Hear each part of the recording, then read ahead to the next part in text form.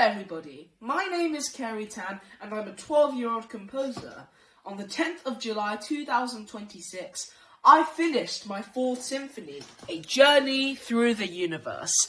This is a large-scale work consisting of 5 movements: A Leap from Earth, Galaxy Tour, Into the Black Hole, The Multi-Dimensional Meeting Point, and Dwelling in Reality.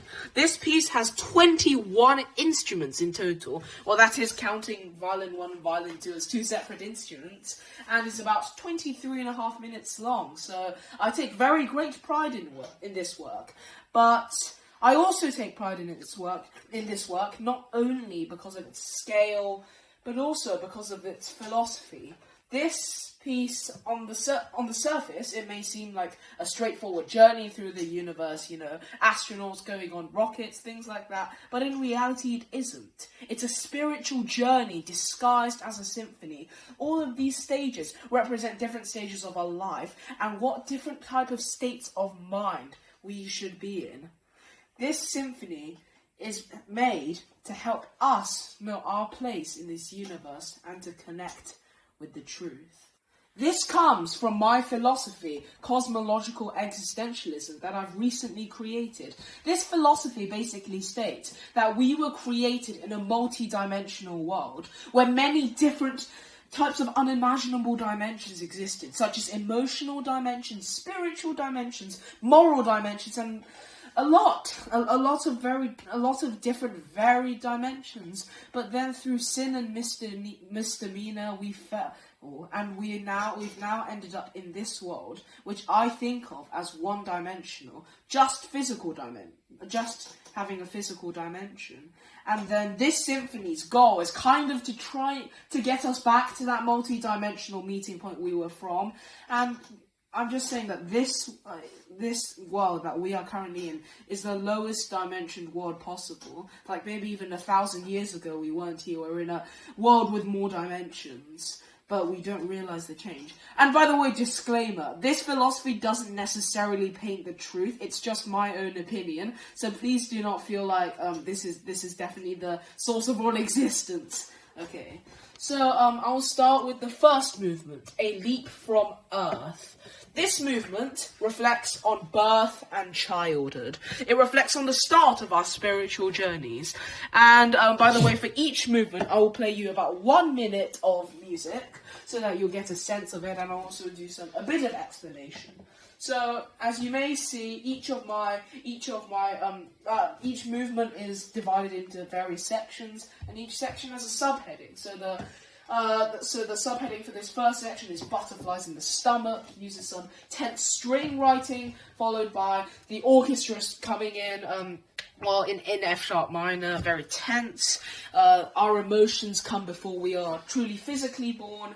And then afterwards comes takeoff. This takeoff may seem like a rocket takeoff, but in reality it's actually us being born, us truly starting our spiritual journey into this multi-dimensional meeting point that we've always sought. And then afterwards it's farewell Earth. Mentally we say goodbye to Earth. We leave all the physical desires back here, and then we go and find spiritual truth. Then there's Hovering in the Void, which is basically just us floating through space, galaxies, exploring. And here there's the section I'm going to play for you. This section is called A Reflection. It goes back into F-sharp minor, reflects on the kind of the introduction, starting with a trombone melody and then the trumpet and horns playing kind of a fanfare style piece.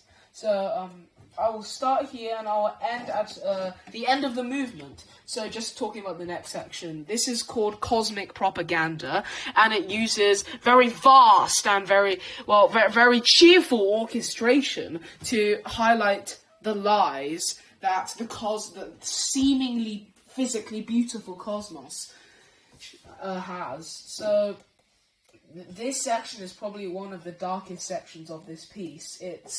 It's a section all about lies and deception. So I'll start from here, and this will probably be about 1 and a bit minutes.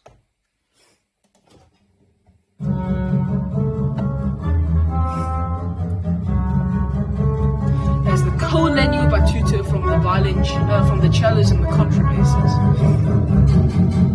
They join, echoing an early theme. Make it a bit smaller so you can see.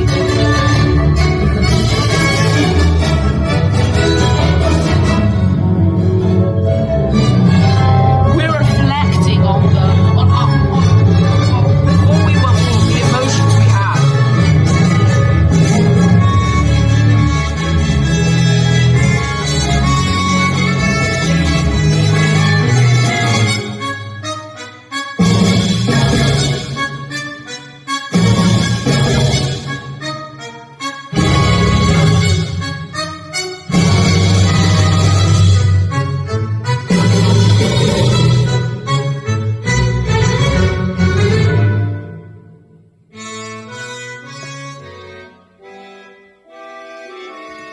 This section is meant to directly link onto the second movement, but Sibelius just doesn't really want that to happen, so I've written Attacker here. As you may see, it ends on E minor, which is the starting key of the second movement, and, well, it shows that we've come to realise that this is deception. Well then, carrying on with our journey.